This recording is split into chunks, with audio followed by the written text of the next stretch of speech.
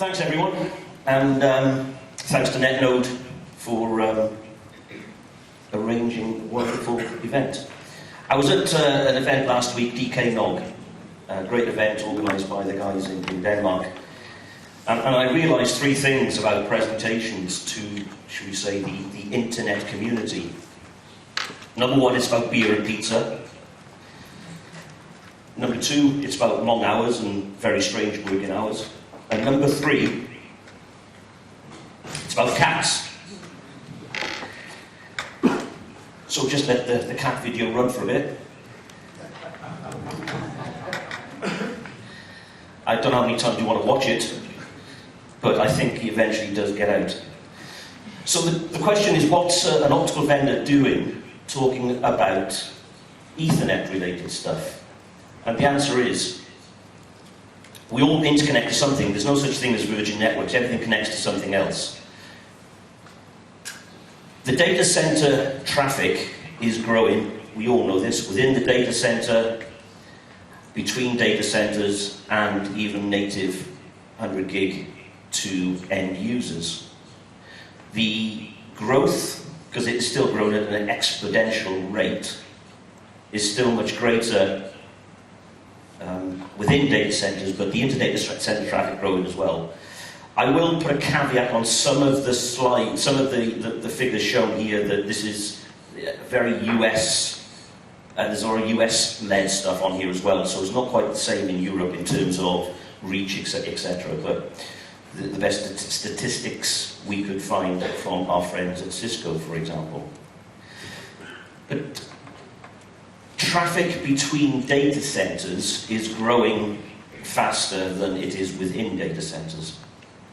I understand there are still issues with regards to vendor support at a, should we say, IP level, but it's growing, and we're not seeing any growth into data center growth at 40 gig. We're only seeing it at 10 gig. And now 100 gig. We're just not seeing anything at 40 gig between inter-data center traffic. I know there are probably small examples where this does happen, but in our experience it's minimal. So there's a whole bunch of IEEE standards to talk about the various 100 gig interfaces, from a CR10 copper to 10 meters, to the SR10, which you see a lot of in multi-mode space. LR4, we're beginning to see a little bit of ER4, but two issues with ER4. One is price, and the other is vendor support, i.e. does your vendor support ER4? And of course, as Netnod know, you can extend reach of LR4 using amplifiers anyway.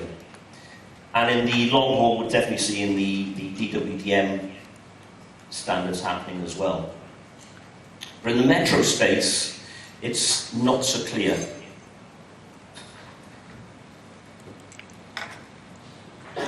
We have the various media types. In the multi-mode fiber, the issues tend to be there, of course, with reach, which is typically 100, 150 meters within the data center. And single-mode fiber, where this again isn't strictly correct, because the LR4 can go further than 10 kilometers with some amplification, and it's all over 4 times 25 gig, typically LC connectors. It's been driven by port density, rack size, and of course power being an important point, and I'll come on to that a little bit later on. So for 4 times CFPs, what this is trying to show here is how much you can actually fit in a blade, in a shelf. So we're seeing a huge move from the original CFPs to now CFP2s. QSFP is certainly out and about there to get higher port density, to get more ports per blade, which means, of course, you need more fiber connectors, which we can talk about outside. And ultimately, you can stack them as well, so you can have really, really high density, 100 gigs, QSFP 28. So just to give you some, for those of you who may or may not know the size on these things, you have CFP, CFP2, CFP4, QSFP28. Not only is there a difference in physical size, there's also a difference in power, because power is also a very, very important point of any interconnect. So you may have 24 watts at CFP level. I should go this side a little bit as well, shouldn't I? Because there are people over this side also. But you're also down to 33.5 watts for the QSFP28. The variants are agreed in terms of SR10, LR4, ER4, but there's some new ones coming out which aren't necessarily ratified by the IEEE at the moment, CWDM4, PSM4. It is still evolving, I think, is the expression. There's also a lot of alliances out there who are also doing their own thing, and there's different vendors in different alliances. And you have the SWDM Alliance, looking at QSFP28, OM4, using 4 lanes, 25 gigabits per lane. The PSM MSA, which will go to 500 meters, which is not bad, using single mode fiber, using 1 lambda. CWDM4 MSA, it all just rolls off the tongue so easily, doesn't it? CFP, QSFP28, single mode fiber, 2 kilometers, that's not bad. Using 4 times 25 gig. CLR Alliance, QSFP28, 2 kilometers, again 4 times 25 gig. And Open Optics MSA, which is a QSFP again, greater than 2 kilometers, using a whole different space, 200 gigahertz space, because all of these are much tighter spaced optics. But these are alliances, they're not IEEE standards yet, so each vendor will be doing it slightly differently, depending on your vendor of choice, will be dependent upon which camp they're in.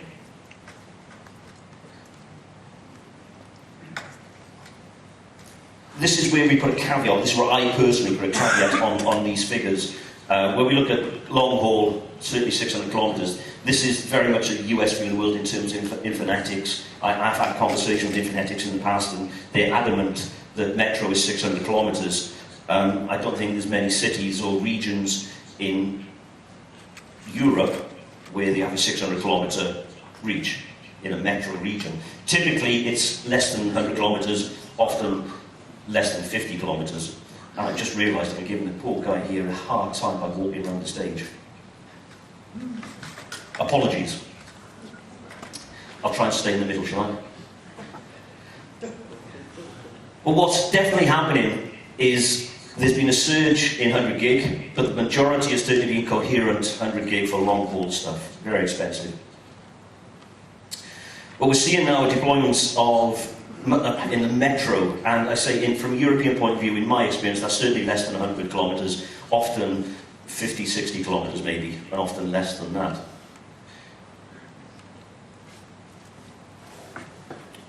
The Ethernet metro gap, I think this table should go slightly to the left here, because if we look at the distances, again, we're sort of talking at this sort of between the sort of 40 to 100 kilometre.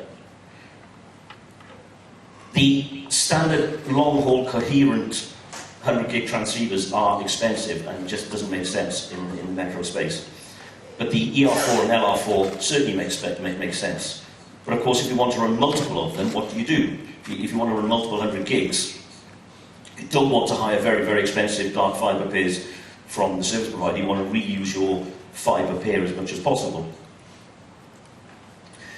So what are the metro cloud requirements?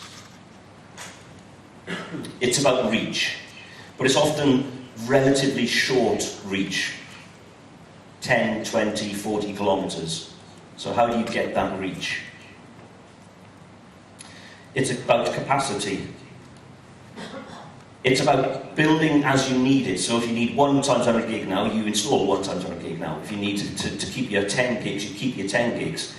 You add more services as and when your customers or when your network requires you to add more services by adding capacity and build as you grow. There's no point building a very expensive optical mux that will cater for, I don't know, 500 gig when you're only actually running 1 times 100 gig today.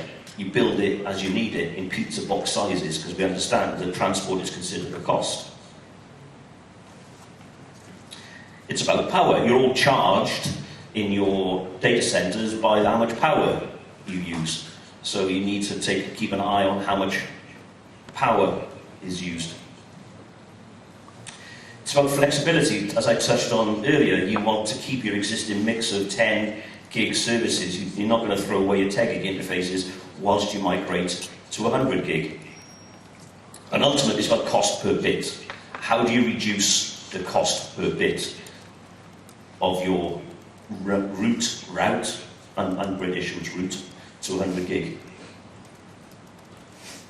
Passive 100 gig still works, so you can still do all of this over passive infrastructure. You don't have to go out and buy very expensive, active WDM systems. You can. There is a need to do that in certain scenarios.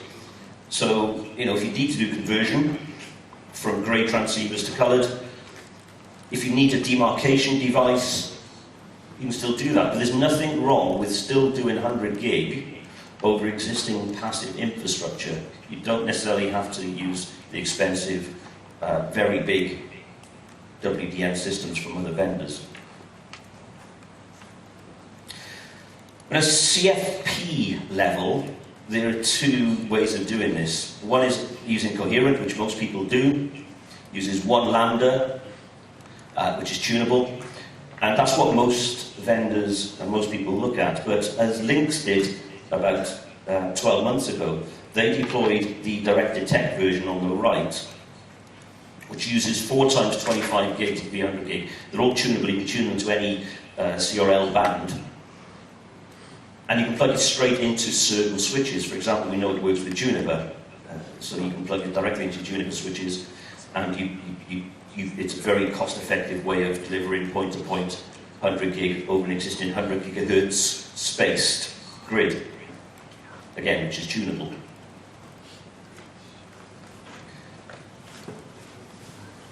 So just looking very, very briefly, and as we say, take this with a pinch of salt, please, because this changes on this is not an easy thing to get into one slide.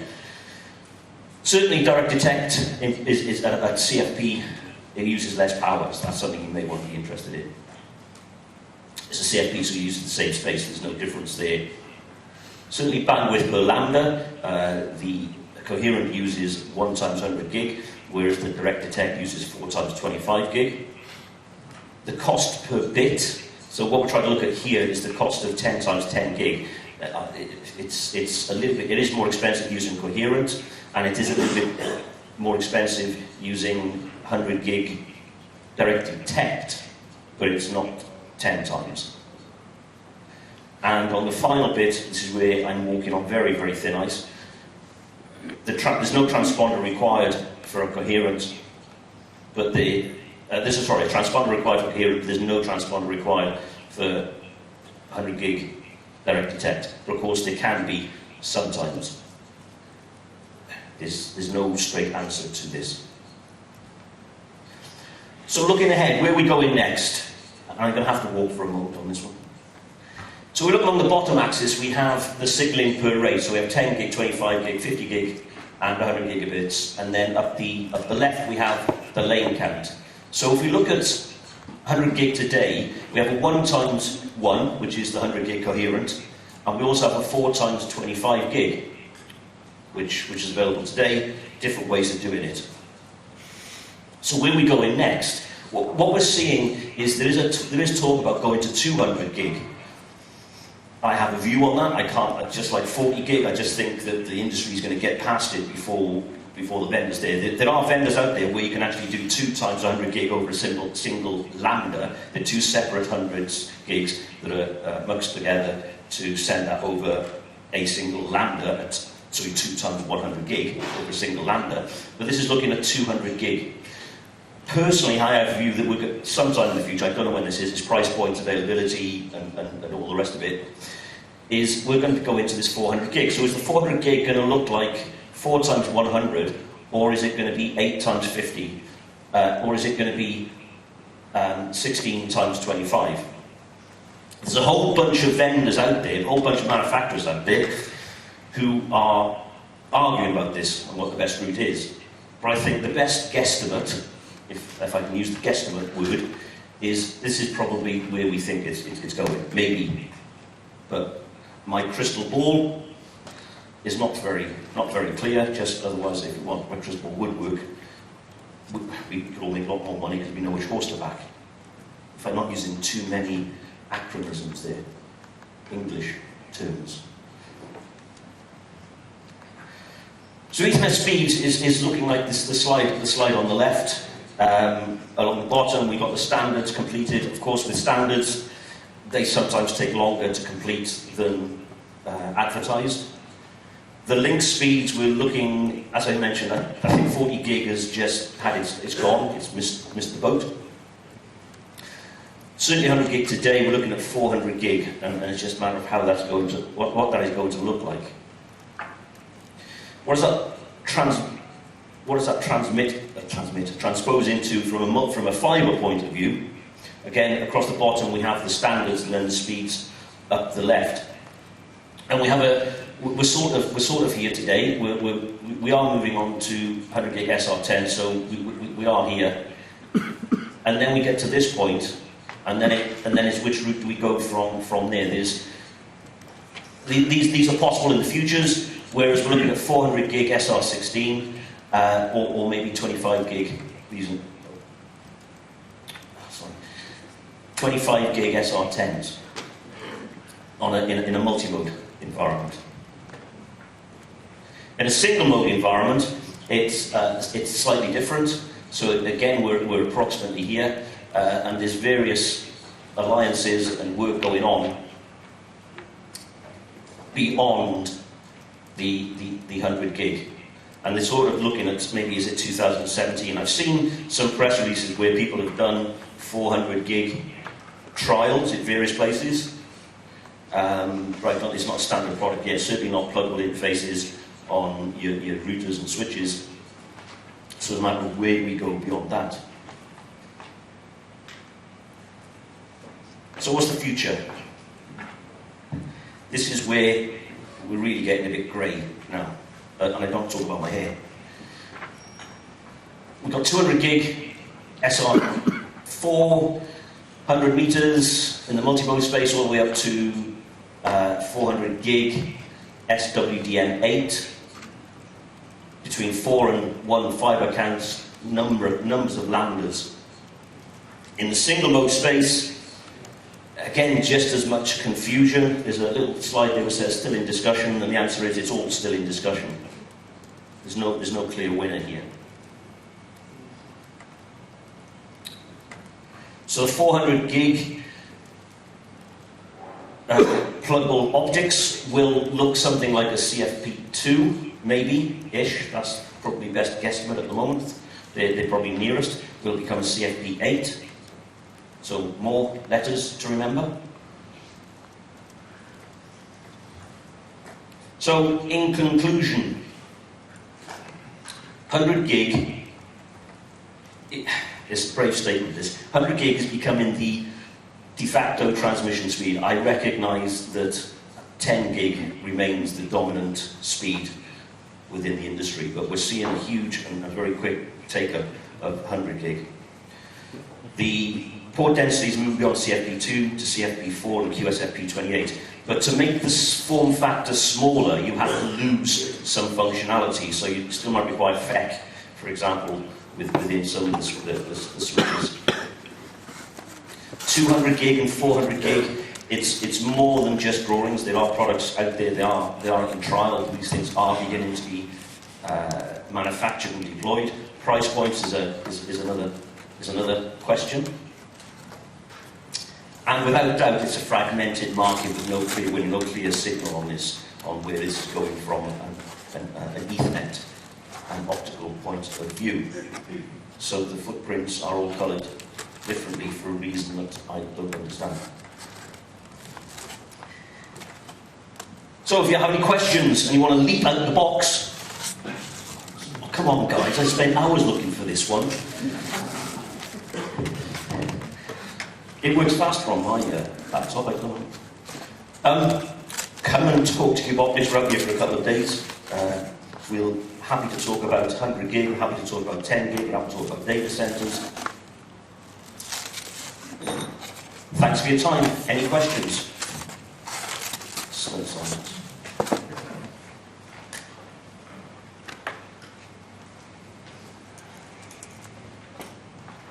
And I finished early. Thanks.